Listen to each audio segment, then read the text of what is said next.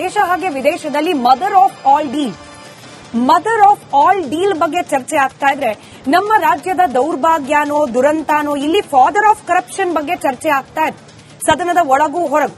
ಇದು ಹೊಸ ವಿಚಾರ ಅಲ್ಲ. ಕಳೆದ 10 ದಿನಗಳ ಹಿಂದೆ ಮಹಾಭಾರತದಲ್ಲಿ ಇದೇ ಅಬಕಾರಿ ಇಲಾಖೆಯ ಬ್ರಹ್ಮಾಂಡ ಭ್ರಷ್ಟಾಚಾರ so-called father of all corruption ಬಗ್ಗೆ ಚರ್ಚೆ ಮಾಡಿದ್ವಿ.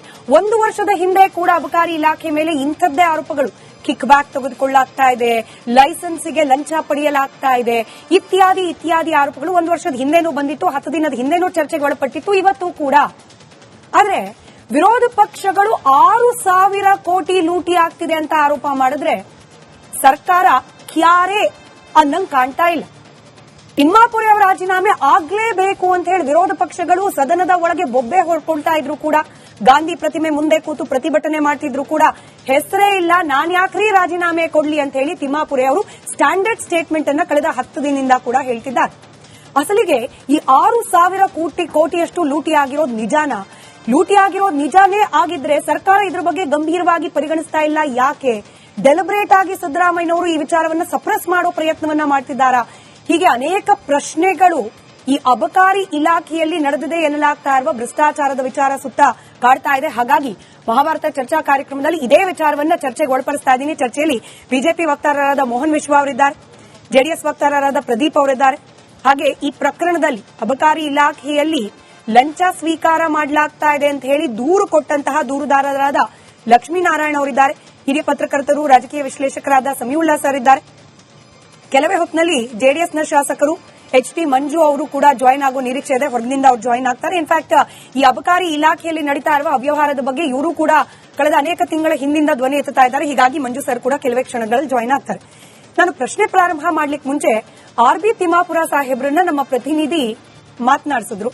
ಸರ್ ರಾಜೀನಾಮೆ ಆಡಿಯೋ ಅಂತೆಲ್ಲ ಪ್ರಶ್ನೆ ಕೇಳಿದ್ರು. ಅದಕ್ಕೆ ಅವರ ಉತ್ತರ ಹೇಗಿತ್ತು ನಾವು ಪ್ರಸಾರ ಮಾಡಿದ್ವಿ 2 ದಿನದಿಂದ. ಚರ್ಚೆ ಮಾಡ್ತಿರೋದ್ರಿಂದ ಇನ್ನೊಮ್ಮೆ ಕೇಳಿಸ್ಕೊಂಡ್ ಬನ್ನಿ. ಈ ಆಡಿಯೋ ಆರೋಪಕ್ಕೆ ಸಂಬಂಧಪಟ್ಟಂತೆ ಮಿನಿಸ್ಟರ್ ತಿಮ್ಮಾಪುರ ಸಾಹೇಬ್ರ ರಿಯಾಕ್ಷನ್ ಹೆಂಗಿದೆ ಅಂತ ಹೇಳಿ. ನೀವು ರಾಜೀನಾಮೆ ಕೊಡಬೇಕಂತ ಬಿಜೆಪಿ ನಾಯಕರು ಅಂದ್ರೆ ನಿಮ್ಮ ಇಲಾಖೆಯಲ್ಲಿ ಅಕ್ರಮ ಕೇಳಿ ಬರ್ತಾ ಇದೆ, ಆಡಿಯೋ ಬಂದಿದೆ, ಹಂಗಾಗಿ ರಾಜೀನಾಮೆ ಕೊಟ್ಟು ತನಿಖೆಯನ್ನು ಎದುರಿಸಬೇಕು ಅಂತ. ಆಡಿಯೋ ಕಳಿಸ್ತಾನೆ ಆದ್ಮೇಲೆ ನಿನ್ ಮೇಲೆ ತನಿಖೆ ಚಾಲು ಮಾಡುದ. ಅಂದ್ರೆ ಆಡಿಯೋ ವ್ಯಾಲ್ಯೂ ಆಗಲ್ವಾ ಸರ್?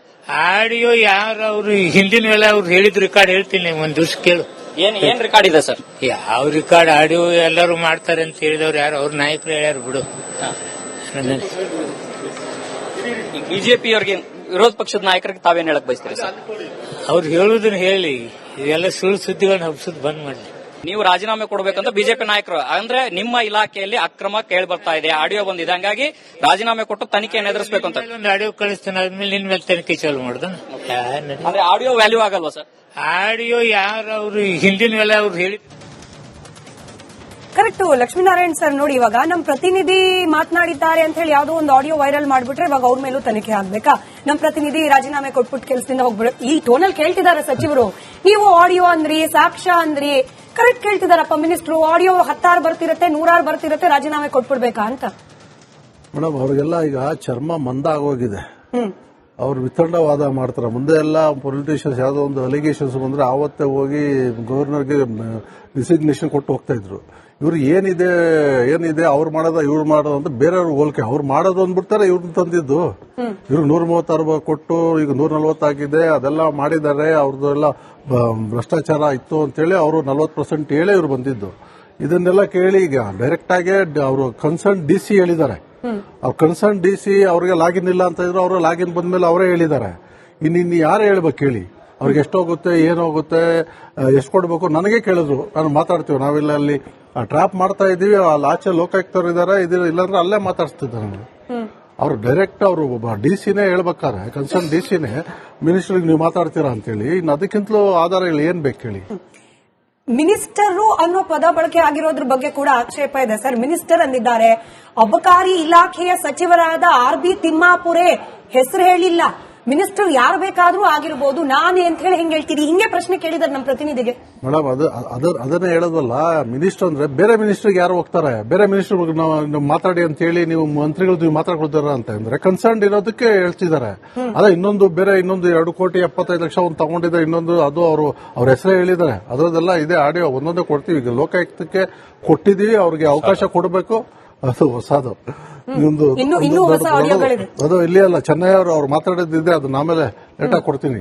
ಅವ್ರ ಮಂತ್ರಿನೇ ಹೇಳ್ತಾರೆ, ಅವ್ರು ಏನ್ ಹೇಳ್ತಾರೆ, ಅವ್ರು ಡೈರೆಕ್ಟ್ ಯಾರೋ ಬ್ರೋಕರ್ ತಗೊಂಡು ಅವ್ರ ಹತ್ರ ಬಿಟ್ಟಿದ್ದಾರೆ.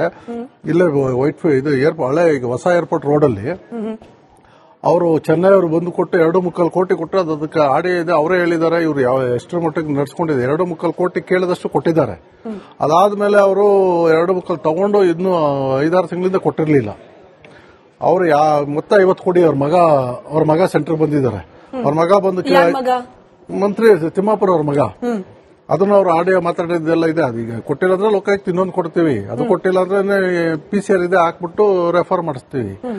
ಅಷ್ಟು ಲಜ್ಜೆಗೆಟ್ಟು ನಿಂತ್ಕೊಂಡ್ರೆ ಏನ್ ಮಾಡಕ್ಕಾಗುತ್ತೆ? ಅದಕ್ಕೆ ನಿಮಗೆ ಲಜ್ಜೆಗೆಟ್ಟಿದ್ದು ಅಂತ ಅನಿಸ್ತಿದೆ ಸರ್, ನಿಮ್ಮ ಒಪಿನಿಯನ್ ಇರಬಹುದು. ಬಹಳ ಕಾನ್ಫಿಡೆನ್ಸ್ ಅಲ್ಲಿ ಮಾತನಾಡ್ತಿದ್ದಾರಪ್ಪ. ಅವ್ರ ಪರವಾಗಿನೇ ಇಡೀ ಸರ್ಕಾರ ಕೂಡ ನಿಂತಿರೋ, ನಾನು ಕ್ಷಮೆ ಇರಲಿ, ನಾನು ಬೇರೆ ಪ್ಯಾನಲಿಸ್ಟ್ ಗಳಿಗೆ ಪ್ರಶ್ನೆ ಕೇಳೋಕ್ ಮುಂಚೆ ಒಂದೆರಡು ಡೌಟ್ ನಿಮ್ಮ ಹತ್ರ ಕ್ಲಿಯರ್ ಮಾಡ್ಕೊಂಡ್ಬಿಡ್ತೀನಿ. ಇಡೀ ಸಚಿವ ಸಂಪುಟದಲ್ಲಿ ಎಲ್ಲಾ ಸಚಿವರು ಇನ್ಕ್ಲೂಡಿಂಗ್ ಮುಖ್ಯಮಂತ್ರಿಗಳು ಇದನ್ನೇನು ಸೀರಿಯಸ್ ಆಗಿ ತಗೊಂಡಿಲ್ಲ. ನೀವು ಕೋಟ್ಯಾಂತರ ರೂಪಾಯಿ ಅವ್ಯವಹಾರ ಅಂತ ಹೇಳಿ ವಿರೋಧ ಪಕ್ಷದವರು ಹೇಳಿದ್ರು ಕೂಡ, ನೀವು ಆಡಿಯೋನೇ ಇದೆ, ಅವರೇ ತಗೊಳ್ತಿರೋದು ಅನ್ನೋದಕ್ಕೆ ನಮ್ಮ ಹತ್ರ ಪುರಾವೆ ಇದೆ ಅಂದ್ರೂ ಕೂಡ ಡಿಫೆಂಡ್ ಮಾಡ್ಕೊಳ್ತಿದ್ದಾರೆ ಸರ್.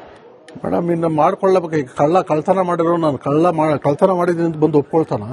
ಅದಕ್ಕೆ ಕೇಳೋ ತರ ಕೇಳಿ ಅದನ್ನ ಅದು ಯಾರು ಕಳ್ತನ ಮಾಡೋದು ಯಾರು ಹೇಳ್ತಾರೆ ಹೇಳಿ? ಅವ್ರು ಇನ್ನೂ ರಾಜಾರೋಷವಾಗಿ ಹೇಳ್ತಾರೆ ನಾನೇನು ಮಾಡೇ ಇಲ್ಲ ಅಂತ. ಈಗ ನಾವು ಹೇಳ್ತಿಲ್ಲ, ಅಸೋಸಿಯೇಷನ್ ಅವ್ರು ಕೊಟ್ಟಿದ್ದಾರೆ, ಬೇರೆ ಅವ್ರ ಅಫಿಷಿಯಲ್ಸ್ ಇವತ್ತು ಕೊಟ್ಟಿದ್ದಾರೆ, CMಗೆ ಪತ್ರ ಬರೆದಿದ್ದಾರೆ. ಇವತ್ತು ಒಬ್ರು ಅಬಕಾರಿ ಉಪಾಯುಕ್ತರು, ಅವರು ಸರ್ವಿಸ್ ಅಲ್ಲಿರೋರು, ರಿಟೈರ್ಡ್ ಅಲ್ಲ. ಇದಕ್ಕಿಂತಲೂ ಬೇಕಾ ಅವ್ರಿಗೆ ಆಧಾರಗಳು? ಅವರ ಲೆಟರ್ ಬರೆದಿದ್ದಾರೆ, ಅದೆಲ್ಲ ಎಲ್ಲ ಇದರಲ್ಲೂ ವೈರಲ್ ಆಗಿದೆ, ಬರ್ತಾ ಇದೆ. ಇದಕ್ಕಿಂತಲೂ ಬೇರೆ ಏನು ಯಾರು ಹೇಳ್ಬೇಕು ಹೇಳಿ? ಈಗ ನಾನೊಬ್ಬನೇ ಕೊಡ್ತಿಲ್ಲ ಮೇಡಮ್. ಈಗ ನನ್ನ ಬಿಟ್ಬಿಡಿ, ನಾನೇನೋ ಬಂದು ಟ್ರಾಪ್ ಮಾಡಿದ್ದೀನಿ, ಈಗೇನೋ ನಾನು ಮಾತಾಡ್ಬೋದು ಅಂತ. ಈಗ ಬೇರೆ ಇಷ್ಟು ಜನ ಇದಾರಲ್ಲ, ನೀವು ನಿಮ್ಮ ಇವ್ರು ಕಳಿಸಿ ಒಂದು ಇದ್ರಲ್ಲಿ ಎಲ್ಲ ಕೇಳ್ಕೊಂಬನ್ನಿ, ಯಾರು ಫ್ರೀ ಕೊಟ್ಟಿದ್ದಾರೆ ಅಂತ, ಯಾರು ಲೈಸೆನ್ಸ್ ಫ್ರೀ ಕೊಟ್ಟಿದ್ದಾರೆ, ಮಂತ್ಲಿ ಇಲ್ಲದೆ ಯಾರು ಕೊಟ್ಟಿದ್ದಾರೆ ಅಂತ ಒಬ್ಬರಿಗೆ ಹೇಳಿಸ್ಬಿಡಿ. ಯಾರೋ ಸೊಸೈಟಿ ಇರಬೇಕು. ನಿಮಗೆ ಲಜ್ಜೆಗೆಟ್ಟಿದ್ದು ಅಂತ ಅನಿಸ್ತಿದೆ ಸರ್, ನಿಮ್ಮ ಒಪಿನಿಯನ್ ಇರಬಹುದು. ಬಹಳ ಕಾನ್ಫಿಡೆನ್ಸ್ ಅಲ್ಲಿ ಮಾತನಾಡ್ತಿದ್ದಾರಪ್ಪ. ಅವ್ರ ಪರವಾಗಿನೇ ಇಡೀ ಸರ್ಕಾರ ಕೂಡ ನಿಂತಿರೋ, ನಾನು ಕ್ಷಮೆ ಇರಲಿ, ನಾನು ಬೇರೆ ಪ್ಯಾನಲಿಸ್ಟ್ ಗಳಿಗೆ ಪ್ರಶ್ನೆ ಕೇಳೋಕ್ ಮುಂಚೆ ಒಂದೆರಡು ಡೌಟ್ ನಿಮ್ಮ ಹತ್ರ ಕ್ಲಿಯರ್ ಮಾಡ್ಕೊಂಡ್ಬಿಡ್ತೀನಿ. ಇಡೀ ಸಚಿವ ಸಂಪುಟದಲ್ಲಿ ಎಲ್ಲಾ ಸಚಿವರು ಇನ್ಕ್ಲೂಡಿಂಗ್ ಮುಖ್ಯಮಂತ್ರಿಗಳು ಇದನ್ನೇನು ಸೀರಿಯಸ್ ಆಗಿ ತಗೊಂಡಿಲ್ಲ. ನೀವು ಕೋಟ್ಯಾಂತರ ರೂಪಾಯಿ ಅವ್ಯವಹಾರ ಅಂತ ಹೇಳಿ ವಿರೋಧ ಪಕ್ಷದವರು ಹೇಳಿದ್ರು ಕೂಡ, ನೀವು ಆಡಿಯೋನೇ ಇದೆ, ಅವರೇ ತಗೊಳ್ತಿರೋದು ಅನ್ನೋದಕ್ಕೆ ನಮ್ಮ ಹತ್ರ ಪುರಾವೆ ಇದೆ ಅಂದ್ರೂ ಕೂಡ ಡಿಫೆಂಡ್ ಮಾಡ್ಕೊಳ್ತಿದ್ದಾರೆ ಸರ್. ಮೇಡಮ್, ಇನ್ನು ಮಾಡ್ಕೊಳ್ಳಬೇಕು. ಈಗ ಕಳ್ತನ ಮಾಡಿರೋ, ನಾನು ಕಳ್ತನ ಮಾಡಿದ್ದೀನಿ ಅಂತ ಬಂದು ಒಪ್ಕೊಳ್ತಾನ? ಅದಕ್ಕೆ ಕೇಳೋ ತರ ಕೇಳಿ ಅದನ್ನ ಅದು ಯಾರು ಕಳ್ತನ ಮಾಡೋದು ಯಾರು ಹೇಳ್ತಾರೆ ಹೇಳಿ? ಅವ್ರು ಇನ್ನೂ ರಾಜಾರೋಷವಾಗಿ ಹೇಳ್ತಾರೆ ನಾನೇನು ಮಾಡೇ ಇಲ್ಲ ಅಂತ. ಈಗ ನಾವು ಹೇಳ್ತಿಲ್ಲ, ಅಸೋಸಿಯೇಷನ್ ಅವ್ರು ಕೊಟ್ಟಿದ್ದಾರೆ, ಬೇರೆ ಅವ್ರ ಅಫಿಷಿಯಲ್ಸ್ ಇವತ್ತು ಕೊಟ್ಟಿದ್ದಾರೆ, CMಗೆ ಪತ್ರ ಬರೆದಿದ್ದಾರೆ. ಇವತ್ತು ಒಬ್ರು ಅಬಕಾರಿ ಉಪಾಯುಕ್ತರು, ಅವರು ಸರ್ವಿಸ್ ಅಲ್ಲಿರೋರು, ರಿಟೈರ್ಡ್ ಅಲ್ಲ. ಇದಕ್ಕಿಂತಲೂ ಬೇಕಾ ಅವ್ರಿಗೆ ಆಧಾರಗಳು? ಅವರ ಲೆಟರ್ ಬರೆದಿದ್ದಾರೆ, ಅದೆಲ್ಲ ಎಲ್ಲ ಇದರಲ್ಲೂ ವೈರಲ್ ಆಗಿದೆ, ಬರ್ತಾ ಇದೆ. ಇದಕ್ಕಿಂತಲೂ ಬೇರೆ ಏನು ಯಾರು ಹೇಳ್ಬೇಕು ಹೇಳಿ? ಈಗ ನಾನೊಬ್ಬನೇ ಕೊಡ್ತಿಲ್ಲ ಮೇಡಮ್.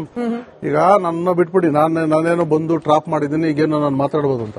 ಈಗ ಬೇರೆ ಇಷ್ಟು ಜನ ಇದಾರಲ್ಲ, ನೀವು ನಿಮ್ಮ ಇವ್ರು ಕಳಿಸಿ ಒಂದು ಇದ್ರಲ್ಲಿ ಎಲ್ಲ ಕೇಳ್ಕೊಂಬನ್ನಿ, ಯಾರು ಫ್ರೀ ಕೊಟ್ಟಿದ್ದಾರೆ ಅಂತ, ಯಾರು ಲೈಸೆನ್ಸ್ ಫ್ರೀ ಕೊಟ್ಟಿದ್ದಾರೆ, ಮಂತ್ಲಿ ಇಲ್ಲದೆ ಯಾರು ಕೊಟ್ಟಿದ್ದಾರೆ ಅಂತ ಒಬ್ಬರಿಗೆ ಹೇಳಿಸ್ಬಿಡಿ. ಯಾರೋ ಸೊಸೈಟಿ ಇರಬೇಕು.